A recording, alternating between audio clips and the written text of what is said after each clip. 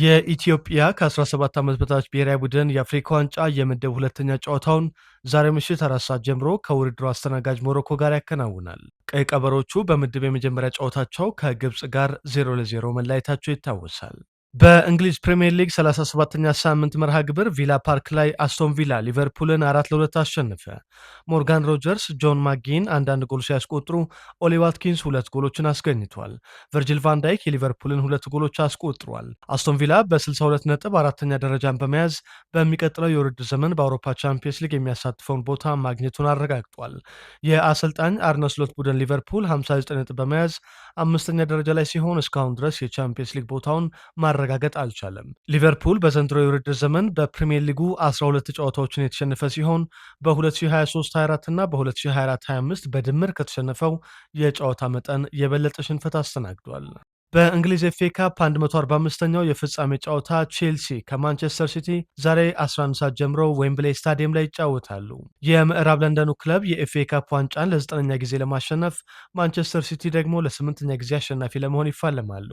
ሊያም ሮሴነርን በመተካት በጊዜያዊነት ቼልሲን የተረከቡት ካሎም ማክፋርላን ከአሰልጣኝ አንቶኒዮ ኮንቴ የ2018 የኤፍኤ ካፕ ድል ወዲህ ለሰማይ ለባሾቹ የመጀመሪያውን ዋንጫ ለማሳካት ይጫወታሉ። በኤፍኤ ካፕ 4 ተከታታይ ጊዜ ለፍጻሜ በመድረስ ታሪክ የሰራው ማንቸስተር ሲቲ በ2024 በማንቸስተር ዩናይትድ፣ በ2025 ደግሞ በክሪስታል ፓላስ ተሸንፏል። በቼልሲ በኩል ግብ ጠባቂው ሮበርት ሳንቼዝ፣ አሌሃንድሮ ጋርናቾ እና ፔድሮ ኔቶ ከጉዳት አገግመዋል። ባለፉት 5 ጨዋታዎች በጉዳት ከጨዋታ የራቀው አማካይ ሮድሪ በማንቸስተር ሲቲ በኩል መሰለፉ አጠራጣሪ ሆኗል። በእስያ ቻምፒየንስ ሊግ 2 አልናስር ከጃፓኑ ጋምባ ኦሳካ ጋር ዛሬ ምሽት 2 ሰዓት ከ45 በሪያድ አልአውል ፓርክ ስታዲየም ለዋንጫ ይጫወታሉ። የክርስቲያኖ ሮናልዶ ቡድን አልናስር በአውሮፓ ከዩሮፓ ሊግ ጋር ተመሳሳይ ደረጃ ያለውን ውድድር ለመጀመሪያ ጊዜ ለማሸነፍ ይጫወታሉ። ማንቸስተር ዩናይትድ አሰልጣኝ ማይክል ካሪክን በቋሚነት ለመቅጠር መቃረቡ ተዘግቧል። ማንቸስተር ዩናይትድ ለካሪክ እስከ 2028 የሚያቆይ የ2 ዓመት ውልና ኮንትራቱን በአንድ ተጨማሪ ዓመት የማራዘም አማራጭ ስምምነት ስለማቅረቡ ተአማኒው ዘ አትሌቲክ መረጃ ይዞ ወጥቷል። የ44 ዓመቱ አሰልጣኝ ማይክል ካሪክ ቀይ ሰይጣኖቹን በጊዜያዊነት ከተረከበ ወዲህ በፕሪምየር ሊጉ ከ15 ጨዋታዎች 10ሩን አሸንፎ በሶስቱ አቻ በመለያየትና 2 ሽንፈት በማስመዝገብ ክለቡን ከ2 ዓመታት በኋላ ወደ አውሮፓ ቻምፒየንስ ሊግ መድረክ መመለስ ችሏል። የማንቸስተር ዩናይትዱ ተከላካይ ማታይስ ደሊት ከዓለም ዋንጫ ውጭ መሆኑ ተረጋገጠ። ባለፉት 6 ወራት በጉዳት ከሜዳ ርቆ የነበረው ኔዘርላንዳዊ ተከላካይ የጀርባ ቀዶ ሕክምና እንደተደረገለት ክለቡ አስታውቋል። የ26 ዓመቱ ደሊት ለቀጣዩ የ2026/27 የውድድር ዘመን የመጀመሪያ ወራት ላይ ወደ ሜዳ ይመለሳል ተብሎ እንደሚጠበቅ ክለቡ ገልጿል። የቀድሞው የአያክስ አምስተርዳም፣ ዩቬንቱስ እና ባየር ሚኒክ ተከላካይ በህዳር ወር ማንቸስተር ዩናይትድ ሴልኸርስት ፓርክ ላይ ክሪስታል ፓላስን 2-1 ካሸነፈበት ጨዋታ ወዲህ ባለፈው ወር ካሪንግተን ውስጥ የሜዳ ላይ ልምምድ ሲሰራ የሚያሳይ ምስል ክለቡ ለቆ ነበር። ባየር ሚኒክ የማኑኤል ኑዌርን ውል ማራዘሙን አስታወቀ።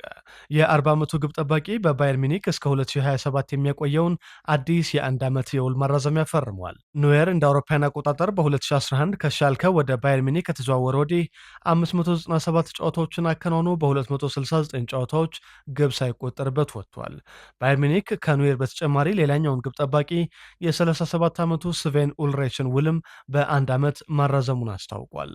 ወደ ዓለም ዋንጫ ዜናዎች ስናልፍ የኮት ዲቯር ብሔራዊ ቡድን አሰልጣኝ ኤመርስ ፋዬ ለ2026 ዓለም ዋንጫ የመረጣቸውን 26 ተጫዋቾች ዝርዝር ይፋ አድርጓል።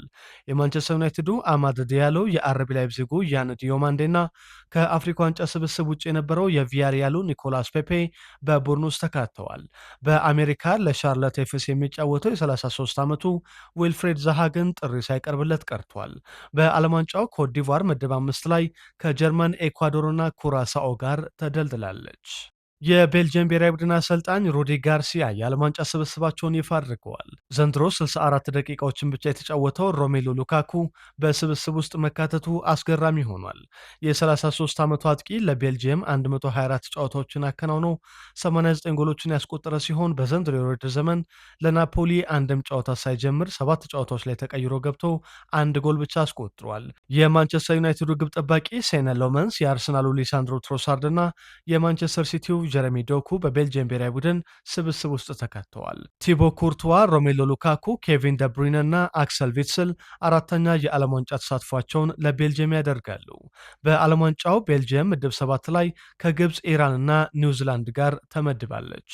የብራይተኑ ካሩ ሚቶማ ከ2026 ዓለም ዋንጫ ውጭ መሆኑ ተገለጸ። ጃፓናዊው የመስመር ተጫዋች ብራይተን ወልቭስን ባሸነፈበት ጨዋታ ላይ ባጋጠመው የጡንቻ ጉዳት ምክንያት ከጃፓን የዓለም ዋንጫ ስብስብ ውጭ ተደርጓል። የጃፓን ብሔራዊ ቡድን አሰልጣኝ ሃጂሜ ሞሪያሱ የሊቨርፑሉ ዋታሩ ኤንዶ፣ የክሪስታል ፓላሱን ዳይቺ ካማዳ እና የሊድስ ዩናይትዱን አኦ ታናካን ጠርተዋል።